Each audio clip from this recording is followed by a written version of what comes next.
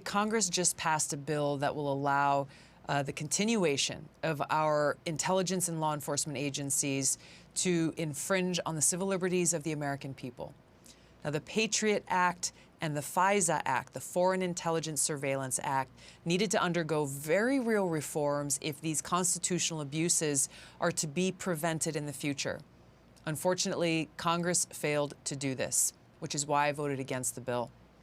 The American people should never be forced to choose between security and liberty. Now, the passage of the Patriot Act in the wake of the terrorist attacks on 9/11 and the Foreign Intelligence Surveillance Act, or FISA, it has been allowing for the abuses of our civil liberties and overreach by our own intelligence and law enforcement agencies through doing things like warrantless sweeping collection of our data, violating our Fourth Amendment constitutional rights. Now, unfortunately, a rare bipartisan opportunity to truly reform the Patriot Act and FISA has been squandered. While there were marginal improvements in the bill that passed, they don't even come close to the real reforms necessary to ensure both our national security and our constitutional rights are protected. Now, here are just a few of the issues. None of the reforms protect the American people from illegal warrantless surveillance. None of the reforms prevent the secret FISA court from abusing the constitutional rights of Americans.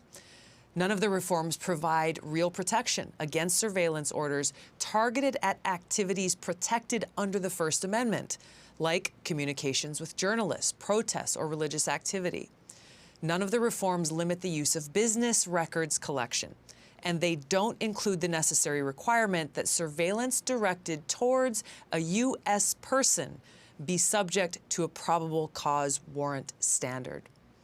We cannot give up the very real constitutional freedoms that define America. Instead of releasing the content of the bill just 24 hours before the vote, leaving no room for real debate or amendments to strengthen the legislation, leaders in Congress should have allowed these authorities to either expire or provide a temporary extension, because the American people deserve robust debate and discussion in order to craft new laws that provide us with the necessary national security tools that respect our constitutional rights and freedoms. I'm working on legislation and will be introducing it that will do just that.